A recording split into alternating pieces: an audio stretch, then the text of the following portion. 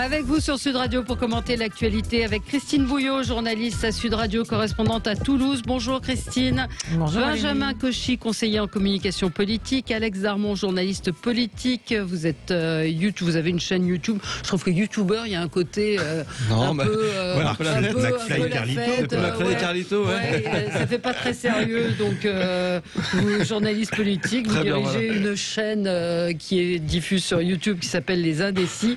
Non, vous n'êtes pas d'accord, YouTuber, vous vous présentez comment? Non, mais j'ai vieilli, donc ça me va très bien. Journaliste politique, quand j'avais créé, j'étais plus jeune. Voilà. Patrick Mignon, ancien commandant de bord et porte-parole de VIA, la voix du peuple. Via la voix du peuple. Emmanuel Macron a accordé une interview au magazine Elle. Il s'inquiète d'une société qui se racialise. On va parler du débat sur le voile qui ressurgit à l'Assemblée nationale, en particulier avec cette affaire d'une femme assesseur qui portait le voile dans un bureau de vote.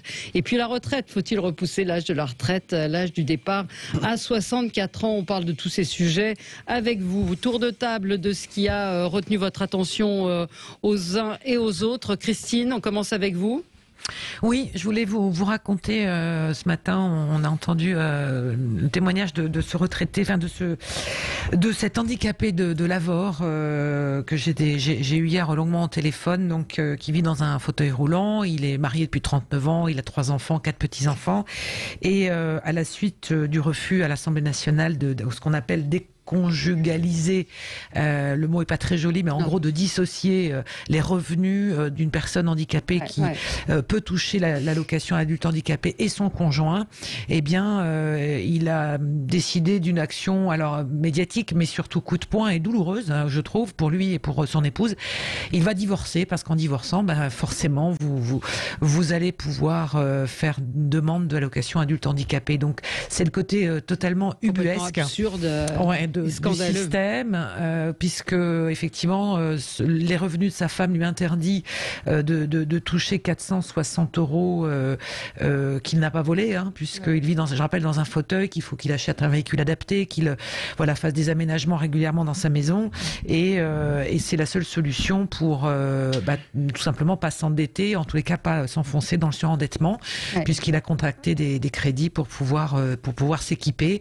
Voilà, c'était un peu la réalité, la face visible de ces débats que l'on a vus à l'Assemblée nationale aussi, qui sont parfois un petit peu déshumanisés, je trouve, même s'il y a des coups de gueule de députés, s'il y a des choses qui sont parfois très fortes. Là, c'est véritablement...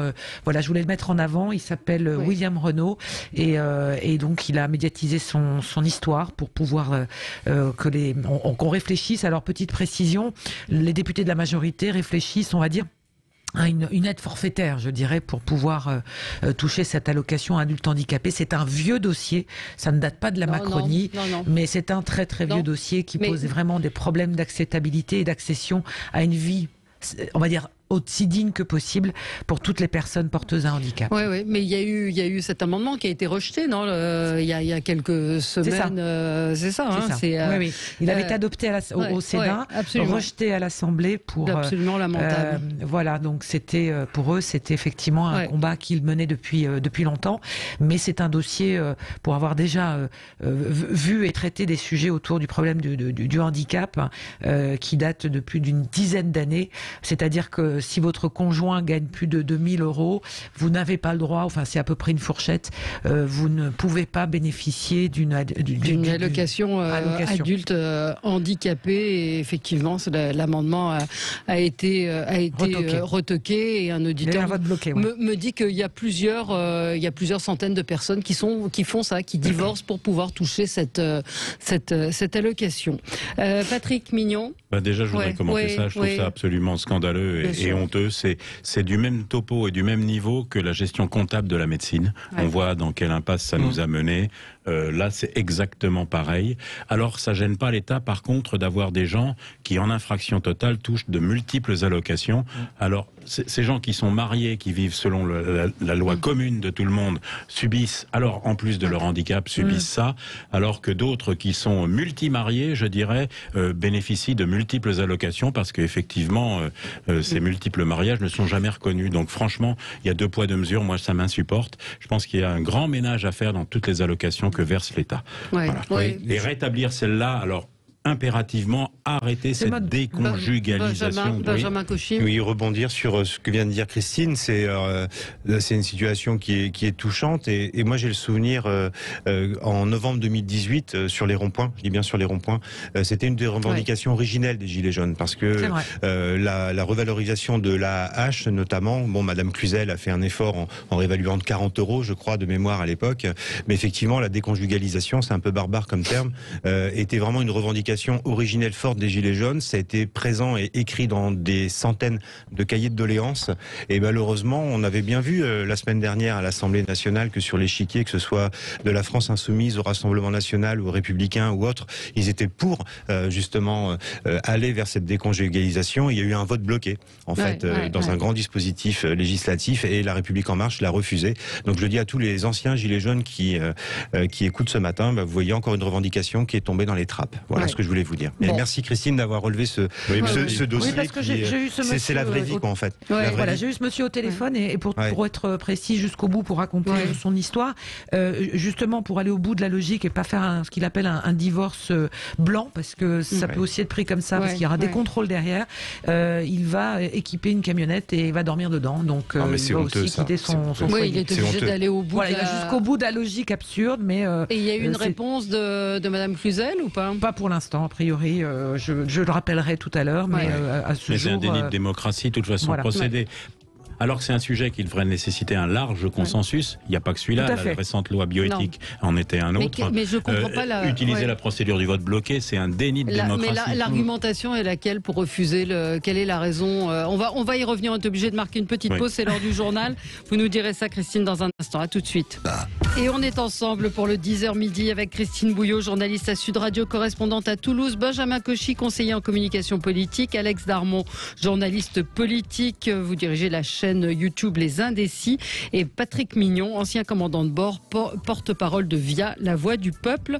On va revenir sur l'interview d'Emmanuel Macron qui s'inquiète d'une société qui se racialise, le débat sur le voile qui ressurgit à l'Assemblée nationale à propos de cette femme assesseure dans un bureau de vote, et puis la réforme des retraites, et puis notre tour de table habituel qui nous prend un petit peu de temps. Juste un mot, Christine, votre coup de gueule tout à fait important, et vous avez eu raison de le faire à propos de cet homme que vous avez rencontré qui va divorcer pour pouvoir toucher l'allocation adulte handicapé. Quelle est la motivation du gouvernement pour avoir retoqué cet amendement ?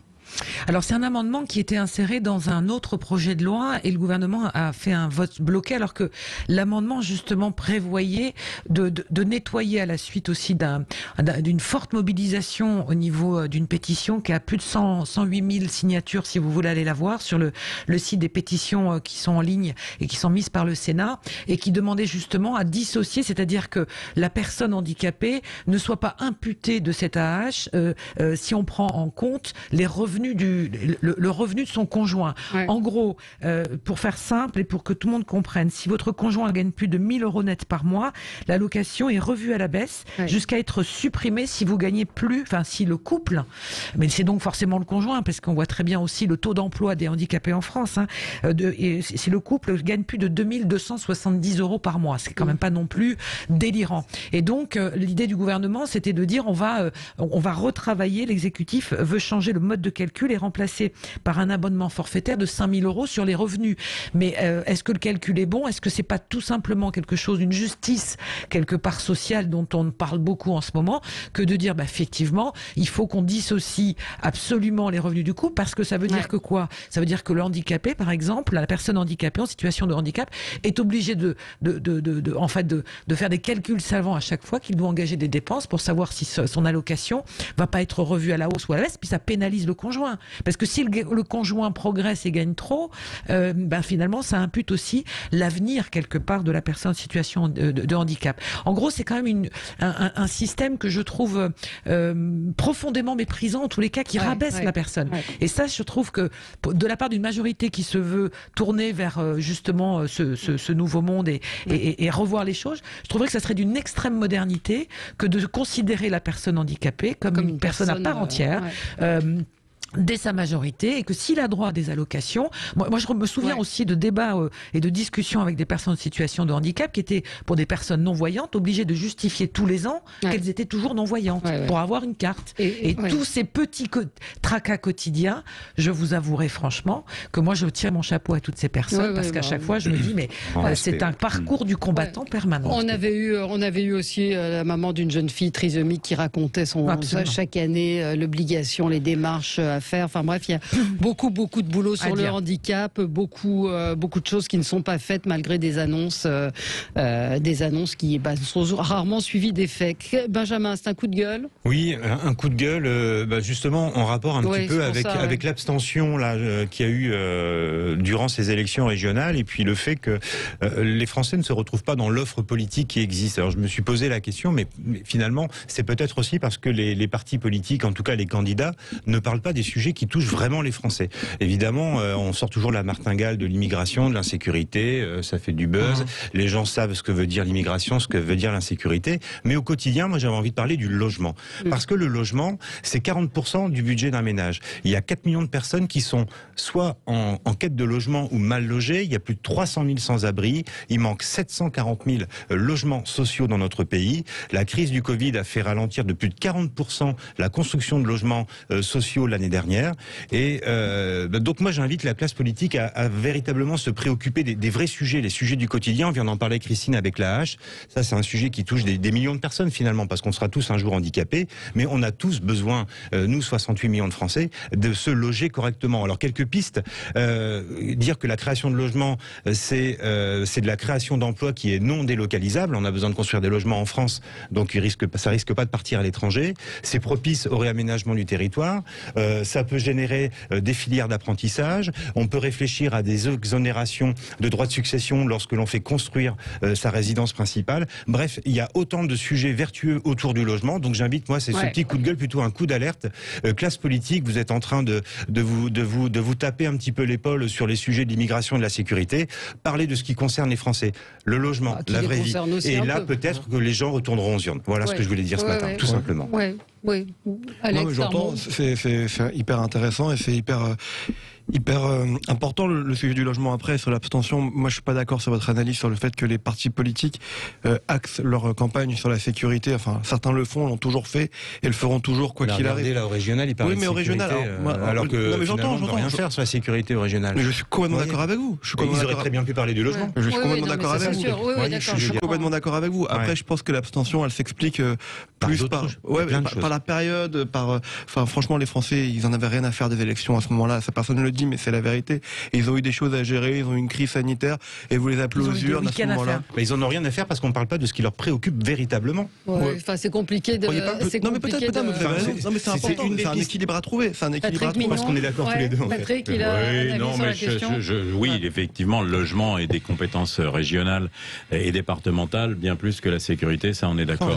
Et donc, ils auraient dû en parler, mais n'oublions pas aussi, comme le disent les sondeurs, que l'abstention massive profite toujours aux sortants et aux équipes sortantes. Et de ce fait, c'est peut-être la raison aussi pour laquelle ils ne parlent pas des sujets qui pourraient intéresser les gens. Ça leur garantit d'une certaine manière d'éliminer les partis comme ça facilement. Mais essayer de remettre du dentifrice dans un tube, c'est extrêmement compliqué. Et à force de ne pas parler de ce qui préoccupe les Français au quotidien. On a d'autres propositions d'ordre institutionnel, mais c'est pas le lieu de les expliquer. Ça viendra, mais on a des propositions pour que diminuer techniquement cette abstention, ça peut être fait. En tout cas, j'espère qu'à la présidentielle, ça sera un vrai sujet de parler du logement. Voilà. Je suis d'accord. Justement là que Jean-Frédéric Poisson en parlera pour ce qui me concerne et mon mouvement. Placement de produits. Bah oui, mais non, mais c'est normal. Je suis porte-parole de Via. Oui, Alex, votre coup de gueule? Non, mon coup de gueule, c'était sur la situation au Canada, la situation caniculaire. Moi, j'avoue que je suis terrorisé par ça. C'est un truc qui me terrorise. 140 morts subites, plus de 50 degrés au Canada et aux États-Unis aussi, certaine partie des États-Unis. Et j'avoue que ça me terrorise. Voilà, parce qu'on a subi ça en France plusieurs années, et qu'on n'arrive pas à progresser sur ce sujet-là, que ce soit dans les autres pays du monde comme en France, que ça va forcément arriver. Ça va être la période de la canicule. Bien sûr. Je pense que ça va arriver dans quelques semaines. Peut-être. Peut-être pour une raison simple météorologique, c'est que les États-Unis, en tant que continent, sont propices à ça. En France, oui, on peut avoir des canicules. Il y a eu une canicule terrible qui avait fait des morts par milliers, malheureusement, dans les EHPAD, dans les établissements de retraite à l'époque. Mais tout de suite, ça dure une semaine, ça dure 15 jours, 10 jours. C'est pas massif comme ça peut l'être là, parce que là, ça peut durer vraiment très longtemps. C'est un système qui se met en place, c'est des masses d'air très lourdes. La météo, ça, je connais un peu. Je suis pas météorologue, mais enfin, j'en ai quand même fait un peu. Ça peut durer effectivement très longtemps. En France, on est plutôt un climat océanique, c'est-à-dire que on le voit bien, c'est des alternances rapides de climat. C'est pas une situation anticyclonique pérenne. On a des fois l'anticyclone des Açores, mais c'est pas. Ça dit quand même beaucoup de choses du climat et du réchauffement climatique. Alors, malgré tout, attention, Alex, faut pas confondre climat et météorologie. Météorologie, c'est le climat, la période minimale du climat, c'est 30 ans.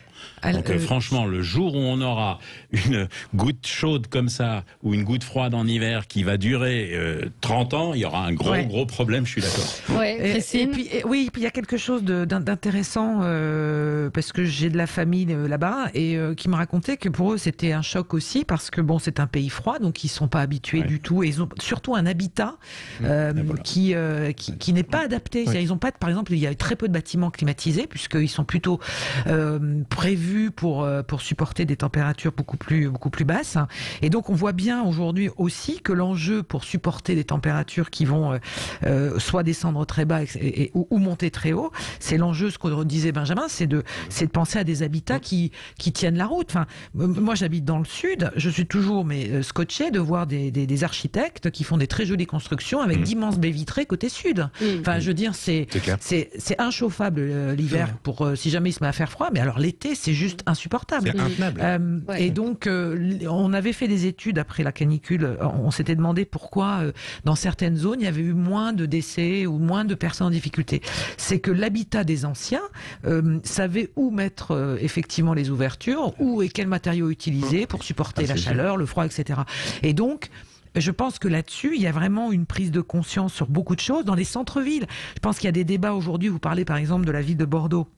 Le maire écologiste, alors après je défends pas Pierre Urmic, mais c'est vrai, si vous allez sur la place de la mairie où il n'y a pas un arbre, vous y allez au 15 août, en plein soleil à 16h, c'est intenable. Mais il y a plein de villes et plein de places comme ça. Il n'aime pas trop les arbres, Pierre Urmic, puisqu'il n'aime pas les arbres morts. Il n'aime pas les arbres morts. Je vous rappelle qu'il a déforesté, je crois, 1000 hectares de pins dans les Landes pour je ne sais plus quelle opération. C'était quoi? Non, c'est pas lui. Juste un auditeur m'interpelle, parce qu'hier j'ai réclamé le droit à utiliser ma voiture dans Paris et à dire que je n'acceptais pas. J'ai une voiture électrique, donc je pense qu'on pollue un petit peu moins, et que la voiture, certes, est symbole de pollution, sauf que il y a aussi beaucoup d'autres sources de pollution contre lesquelles on fait pas grand chose. Donc voilà. Donc je précise qu'elle est électrique. Voilà. Allez, on se retrouve dans un petit instant. Beaucoup de réactions aussi, Christine, à votre coup de gueule sur le handicap. À tout de suite. Avec vous sur Sud Radio, on est ensemble jusqu'à midi avec Christine Bouillot, Benjamin Cauchy, Alex Darmon et Patrick Mignon. Quelques témoignages, on revient un petit peu en arrière sur le coup de gueule de Christine. Fleur de Lys nous dit: pour la hache, je gagne moins de 2000 € par mois. Mon compagnon est paraplégique, il n'a droit à rien. Nous vivons à 2 sur mon salaire, car pour l'État, je gagne trop bien ma vie. Quand on sait effectivement que le handicap, ce qu'on disait tout à l'heure, génère beaucoup de frais supplémentaires. Absolument. Puis en plus, on prétend faire des efforts pour les aidants, notamment Alzheimer et autres. Et là, c'est incohérent complètement. Enfin, vraiment bravo. Ouais. Alors, on a une auditrice, Monique, qui voulait témoigner également. Bonjour Monique. Oui, bonjour. Je suis Monique du Tarn, aussi. Et je voulais passer mon coup de gueule sur l'allocation adulte handicapé, parce que je le vis là actuellement. Donc, j'ai bien été reconnue par le tribunal d'incapacité de Toulouse être handicapée entre 79 et 80%, puisqu'ils ne voulaient pas me la donner. Et là, maintenant, on me l'a rejeté au 17 juin parce que je n'ai pas été faire un bilan médical chez le rhumatologue. Donc on m'a coupé la hache et je suis obligée de m'inscrire au RSA au 1er juillet là. Ouais, mais vous êtes marié, vous avez un conjoint? Non, je suis toute seule et je vais me retrouver sans rien, quoi. Voilà. Ouais, non, mais c'est effectivement. Merci Monique de votre témoignage. Ce sont des situations. Non, je voulais dire que je touche une rente à vie d'accident de travail. Ouais. Qui est pas énorme, qui est de 100 €, mais 103 €. Mais on me l'ampute de l'allocation adulte handicapé encore. Donc on est déjà amoindri parce qu'on est handicapé. Et encore, on nous ampute la rente de l'allocation adulte handicapé. Ça fait que j'ai que 780 €. Quoi. Non, mais c'est des situations, oui, Christine, absolument dramatiques. Hein. Et surtout, ce que je n'arrive pas à saisir en termes de gestion de société quelque part, sur le plan philosophique, c'est pourquoi cette double peine? Pourquoi on supprime un taux de handicap? Alors, il faut fixer des règles, je l'entends ça, il faut fixer des règles, des barèmes, évidemment, ça fonctionne comme ça, mais pourquoi pas laisser une chance à notre auditrice, à Monique, qui nous appelle parce qu'elle n'a pas eu son rendez-vous avec son... Elle n'a pas, on peut avoir multiples raisons pour pas avoir eu ce rendez-vous-là. Donc voilà, on fait en sorte que les choses s'arrangent et on n'enfonce pas les gens. Enfin, je n'arrive pas à comprendre l'intérêt. Puis l'empilement des contraintes, des visites. Genre, si elle est reconnue adulte handicapée, pourquoi retourner à chaque fois apporter la preuve comme si miraculeusement d'un seul coup. Alors qu'on ne demande pas à ceux qui touchent des retraites ailleurs, on leur demande pas les preuves de vie. Ils ont 125 ans, donc c'est curieux quand même. Sylvie nous dit c'est un parcours du combattant toujours à justifier, à prouver, à paperasser pour juste faire valoir nos droits. C'est très français. Il y a eu aussi un autre cas, je le dis, alors ça s'est soldé par pareil une action coup de poing, mais je pense beaucoup, parce que c'est un sujet qui me touche, mais une maman d'enfant autiste qui grimpait sur une grue à Toulouse la semaine dernière, qui a passé 11 heures parce qu'elle n'arrivait pas à avoir de logement, je dis bien de logement proche du centre dans lequel son enfant était censé pouvoir rentrer. Donc finalement, après discussion, présence des gens de la préfecture, du département, on a trouvé des solutions. Mais je me dis effectivement ce que vous disiez Valérie, ce parcours du combattant multiplié par 3, par 4, parce que vous êtes handicapé, parce que vous vous déplacez pas plus vite, parce que c'est difficile de vous rendre à un rendez-vous, parce que c'est déjà difficile d'avoir des rendez-vous aujourd'hui, parce que tout est dématérialisé. Et puis cette administration, cette paperasse, ces rendez-vous. Enfin, je me souviens vraiment de ce témoignage de cette maman qui nous racontait tout ce qu'elle avait à faire pour pouvoir scolariser sa petite fille trisomique. C'est déjà éprouvant. Enfin, c'est invraisemblable. C'est ça qui est rageant, c'est que le gouvernement Emmanuel Macron avait fait du handicap l'un de ses plans du quinquennat quand même, vraiment. Je dis pas qu'ils ont rien fait, attention, parce qu'ils ont fait des choses. Il y a un secrétariat, il y a une ministre chargée du handicap. Elle fait ce qu'elle peut. Voilà, et ça n'a pas toujours été le cas dans le gouvernement précédent. Maintenant, ce qui est rageant, c'est qu'ils avaient fait du handicap une cause du quinquennat, que Emmanuel Macron, président de la République, nous répète tout le temps le millefeuille administratif. Il faut qu'on simplifie l'administration, que ça soit plus simple pour les Français et tout. Mais en fait, rien n'avance et rien ne change. Voilà, c'est très français le fait de devoir se justifier. On parle du handicap et c'est loin de moi l'envie de comparer avec le chômage. Il y a des choses qui changent, mais quand on améliore d'un côté un tout petit peu, ça s'alourdit énormément de l'autre et donc du coup voilà. Non mais on pourrait en parler pendant des heures et les témoignages sont tous plus bouleversants les uns que les autres. Et c'est un quotidien. Je veux raconter cette histoire d'une ministre que j'avais reçue d'une secrétaire d'État il y a un certain temps quand j'étais sur LCI. Et on avait fait une émission sur l'autisme et des parents appelaient pour raconter, mais en pleurant, ce qui se passait, surtout quand les enfants deviennent adultes. Et en partant, elle m'avait dit: est-ce que vous pouvez me donner le numéro de téléphone des gens? Alors je lui ai dit: mais pourquoi faire? Elle m'a dit: pour me plonger dans la réalité. Et c'est une chose qui m'a marqué et que je trouve épouvantable. Et ça dit assez ce que peut être parfois. Alors c'est pas le cas de Madame Cluzel qui connaît la situation évidemment, mais je pense qu'aussi on laisse de côté ces sujets-là. On laisse de côté. Et puis bon, nous, la société, on veut pas trop voir non plus. Hein.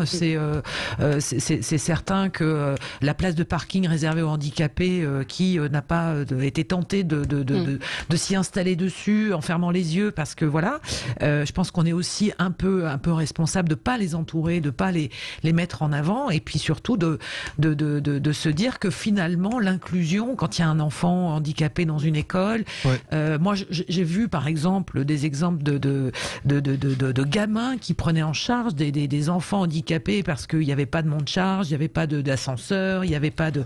Enfin, je veux dire, il y a un plan. C'est l'occasion avec ce Covid, puisqu'on a un petit peu de sous visiblement pour débloquer des choses et pour faire des choses et pour relancer la machine du vivre ensemble. C'est peut-être l'occasion justement de faire un espèce de grandes possibilités. Regardez les piscines par exemple. Quelle est la piscine qui est accessible à quelqu'un en fauteuil? Il n'y en a pas. Moi j'en connais. Les palais de justice, il y a des choses qui sont faites. C'est ce que vous dites, Alex. Je suis d'accord avec vous. Mais c'est trop. C'est trop. Je suis complètement d'accord. Mais il faut une force de conviction de les gens qui sont sur ces dossiers. Puis une volonté politique. Il faut quand même dire qu'il y avait un plan qui avait été mis en place, un plan handicap qui devait être mis en place et qui n'a malheureusement jamais vu le jour à cause de la Covid. Justement, c'était en septembre dernier, septembre 2020, que ce grand plan national devait être lancé. Il n'a jamais vu le jour parce que les priorités se sont décalées. Mais je suis complètement d'accord. C'est un sujet, c'est un enjeu, et vous verrez même que ça sera un sujet de la campagne présidentielle en 2022, c'est certain. En tout cas. Le délai de réponse de la MDPH, donc c'est les maisons du départemental pour le handicap, c'est de l'ordre de 6 mois à 1 an, avec une réponse négative parfois. Cet auditeur me dit: je m'occupe de ma maman et c'est moi qui fais tous ces papiers. Voilà, écoute, c'est effectivement intéressant. Allez, on se retrouve dans un instant. C'est bien aussi de changer, d'avoir des sujets comme cela et de sortir un peu des sentiers battus de l'actualité.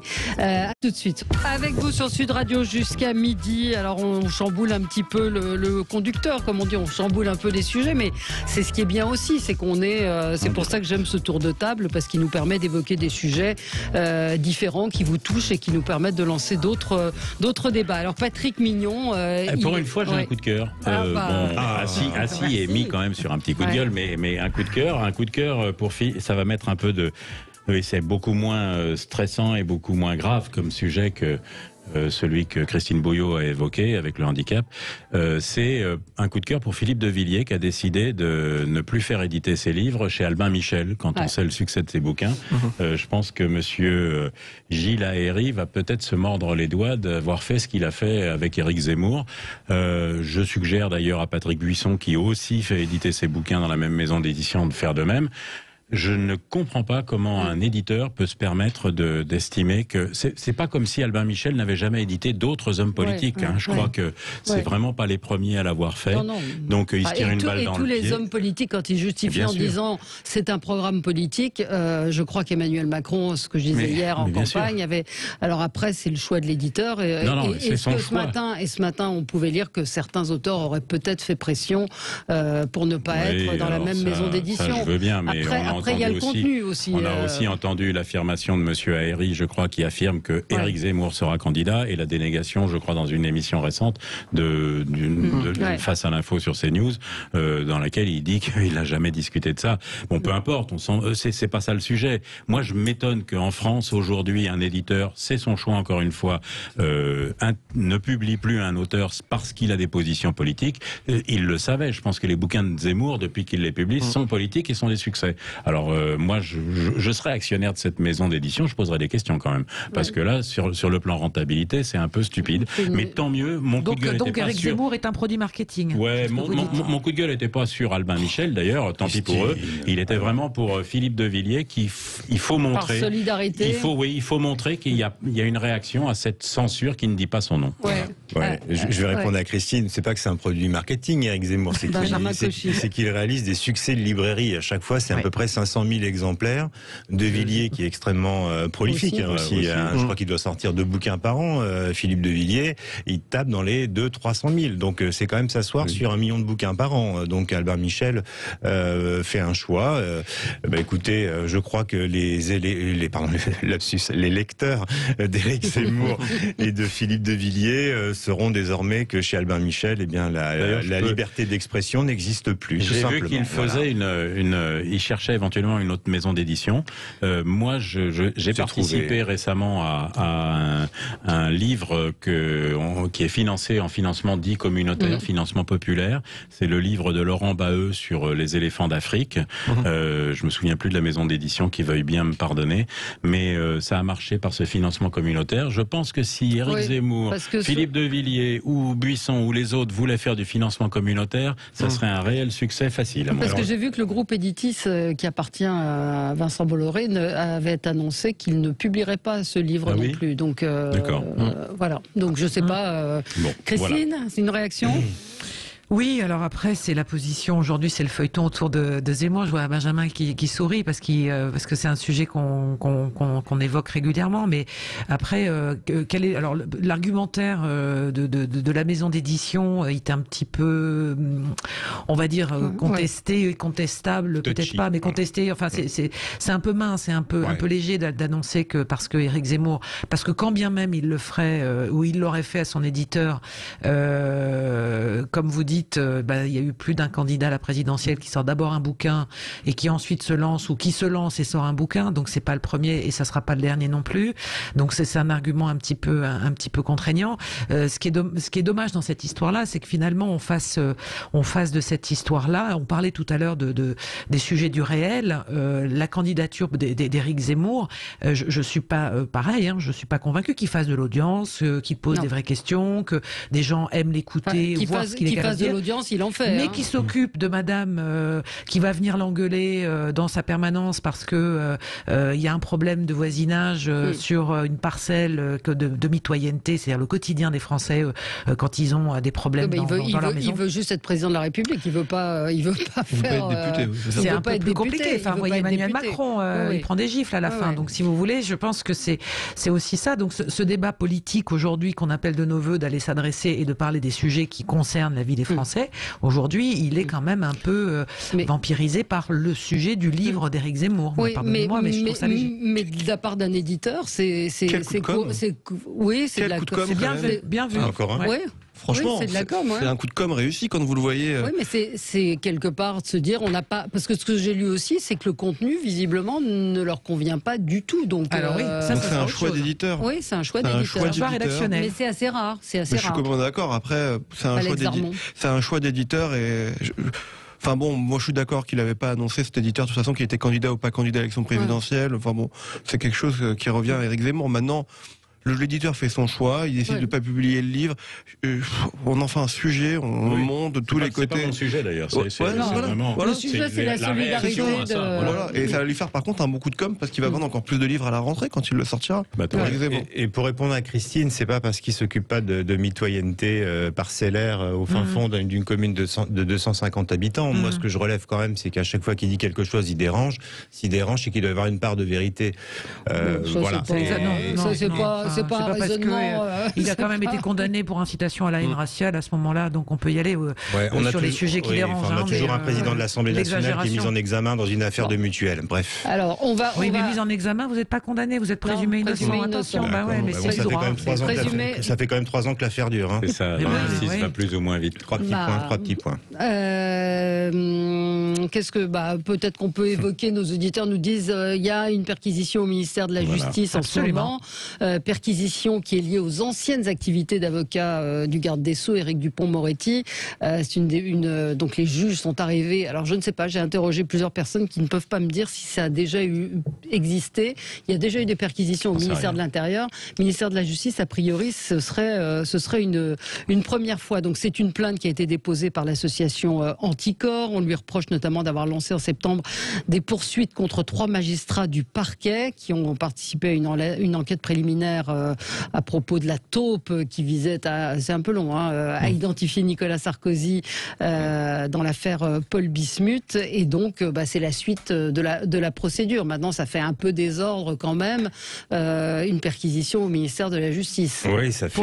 C'est quand même assez particulier. Je m'interroge un peu. Il s'est pris une belle déculottée quand même en Hauts-de-France, notre ami Dupond-Moretti. Il s'est rendu compte que les salons de la place Vendôme, c'était pas la vraie vie. Et puis, moi, j'ai le sentiment qu'Emmanuel Macron va peut-être chercher à s'en débarrasser du coup, et que finalement, même si mise en examen ne veut pas dire accusation, Christine, on est bien d'accord, mais pour le coup, ça fait quand même beaucoup de cailloux et de grains de sable dans la vie politique de Monsieur Dupond-Moretti. Est-ce que ça serait pas une belle porte de sortie finalement?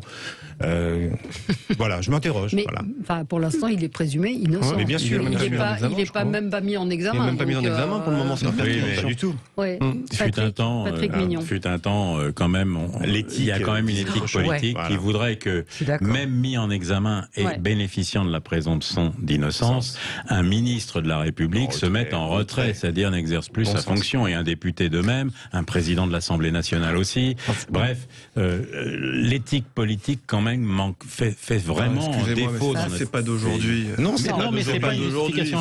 C'est même moins pire. Honnêtement, c'est même moins pire qu'avant. Balladur a déposé le décor. Moi, je trouve que c'était plutôt génial. Il pourrait se mettre en retrait. François Fillon en 2017, quand il est candidat, qui dit devant tous les Français, si je suis mis en examen, je me retire, et 2 mois après, il dit l'inverse. Excusez-moi, c'est exactement les Français l'ont sanctionné. Je ne défends pas plus les Français l'ont sanctionné. Bien sûr. Ce que je veux dire, c'est que pas tous en même temps. C'est pas d'aujourd'hui, et c'est même très très ancien que les politiques restent quoi qu'il arrive, tant qu'ils sont présumés innocents. Il y a 70% d'abstention. Le puritanisme anglo-saxon n'a pas que des avantages, mais en l'occurrence sur ce sujet-là, ils sont très clairs sur le sujet, c'est-à-dire que quelqu'un qui a été même mis en examen, pour pouvoir assurer sa défense de manière totalement libre, il se met en retrait des fonctions publiques qu'il exerce. Ça fait du bien à la démocratie. Les dîners avec des homards aussi, vous vous souvenez? J'en pince pour votre blague. Allez, Emmanuel Macron, donc qui s'inquiète d'une société qui se racialise. C'est une interview dans le magazine Elle, à paraître demain. Je vois la société se racialiser progressivement. C'est alarmé Emmanuel Macron. Il estime que la logique intersectionnelle fracture tout car elle renvoie à son identité. Je suis du côté universaliste. Les difficultés sociales ne sont pas uniquement structurées par le genre et par la couleur de peau, mais aussi par l'inégalité sociale. Et donc, je vous cite juste le titre de Judith Weintraub qui dit « Les jours pairs, les jours impairs », il dénonce le privilège blanc. Donc on est encore dans le en même temps, puisqu'il y a eu effectivement ces déclarations autour du privilège blanc, et là d'un seul coup, il nous dit il y a une société qui se racialise. Alex, non, mais moi dans cette séquence là, je trouve tout est lunaire en fait. Dans une interview pour Elle, on aborde ce sujet. Enfin, on parle de la PMA et puis après on parle de la société qui se racialise. J'avoue que je comprends pas trop en fait les propos et même la démarche, parce que ou alors soit il a dormi pendant 10 ans, soit il a rien vu, je sais pas. Mais oui, et puis en plus racialiser, le racisme, tout se mélange, et j'aimerais bien qu'on m'explique moi la différence entre le racialisme, le racisme, le privilège blanc pour une interview dans Elle. Enfin bref, je comprends pas. Non, mais la séquence d'un point de vue elle est pas très lisible. C'est un coup d'éponge, moi. Enfin, je veux dire, c'est un coup d'éponge pour attirer tout ce qu'il peut, c'est-à-dire en faisant de la com mal placée, à mon avis. Vous êtes plus spécialiste que moi en com. C'est pas comme si Emmanuel Macron était président de la République. Moi, je lui suggère de se faire élire président de la République à Monsieur Macron, parce que franchement, si ça lui pose un tel problème, il a qu'à prendre les mesures ou demander à son gouvernement d'agir là-dessus. On agit, on parle beaucoup trop. Et puis alors, en plus, je ne le savais pas parce que j'ai pas lu cet article dans Elle. Il est pas, je l'ai pas lu, puis je suis pas abonné à Elle. Mais vous devriez, Patrick. Parler de... Je devrais, j'en doute pas. Mais oui, il faut soutenir la presse. Oui, mais je suis abonné à d'autres journaux, chère Christine. Mais confondre identité et racialisme, racisme, race, c'est faire un gros contresens orienté volontairement. C'est-à-dire que c'est pas parce qu'on soutient une identité que forcément on dénonce ou on attaque et on agresse les autres au nom de cette race.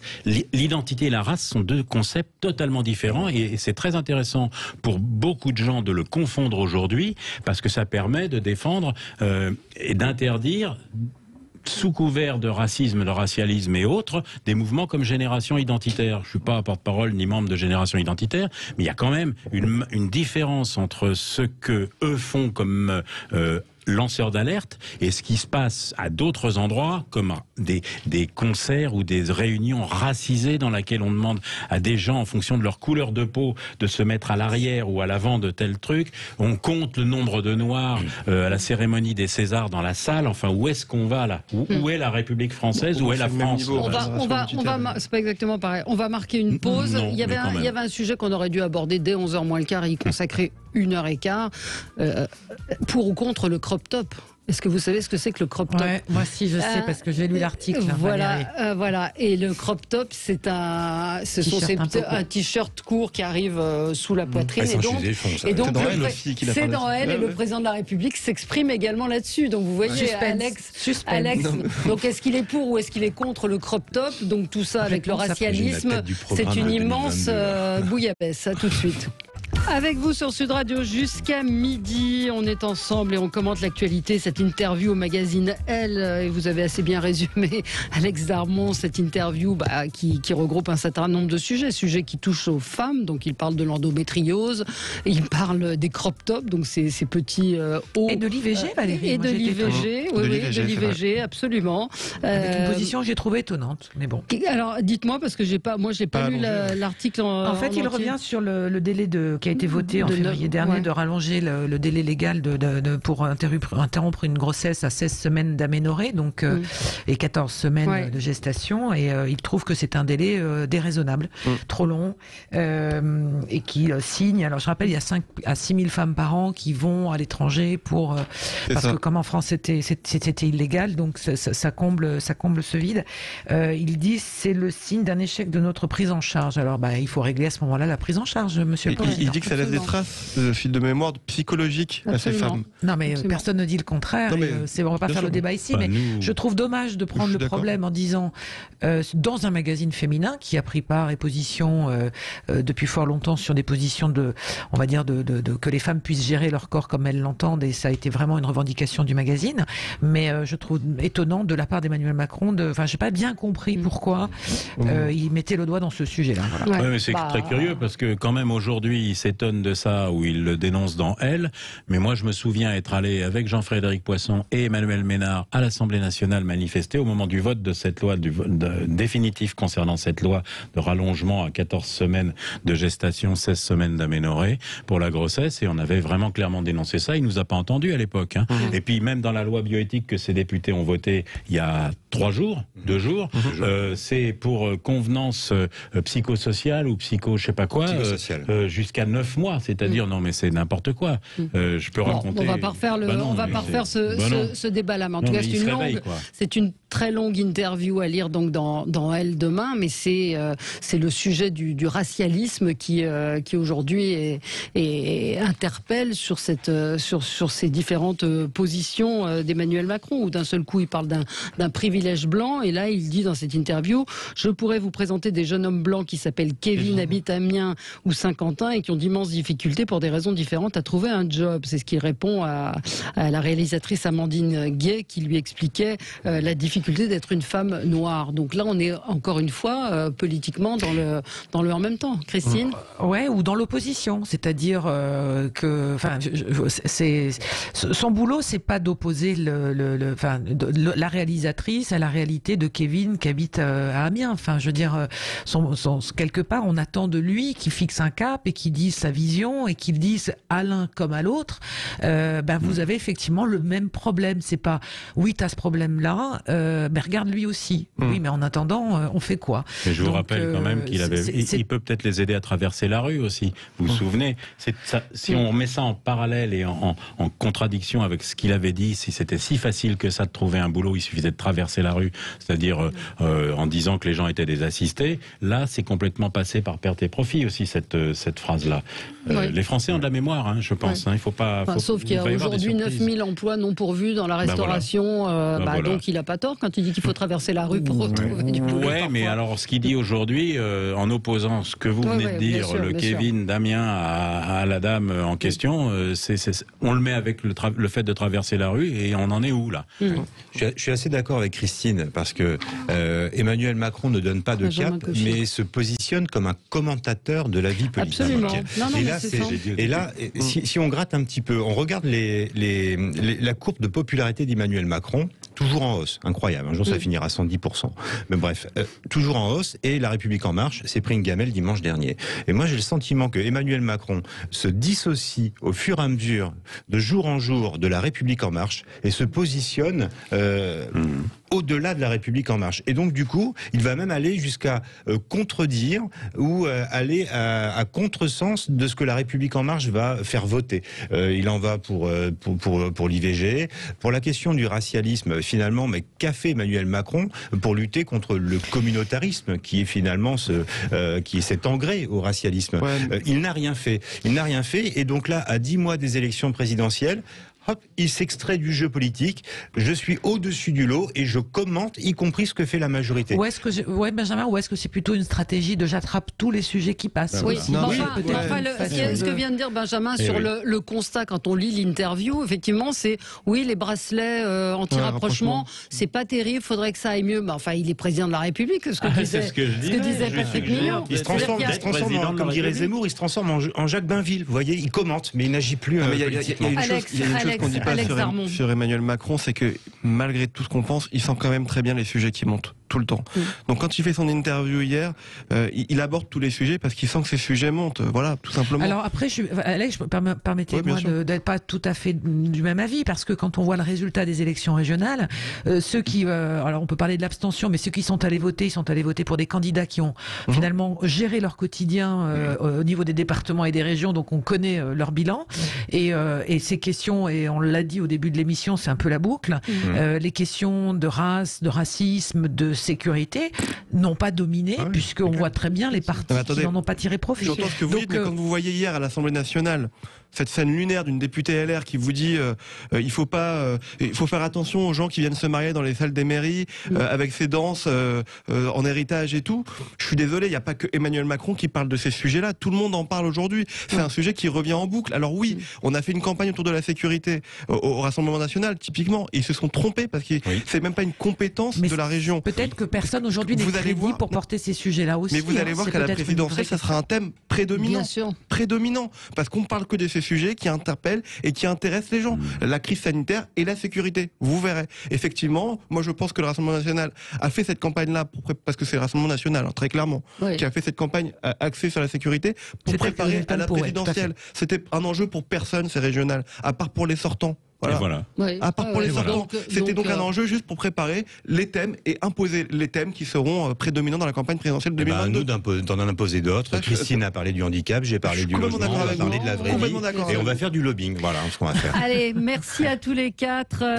C'était très intéressant en tout cas. Et je vois qu'en tout cas, on a pas mal de nos auditeurs qui sont concernés par le handicap et qui témoignent. Donc, il faudra consacrer plus d'émissions sur le sujet. C'est un sujet, je vous dis, qu'on porte quand même depuis très longtemps et on voit des choses bouger, mais pas suffisamment. Merci à vous, merci Christine à Toulouse, et on se retrouve nous demain. Très bonne journée sur Sud Radio.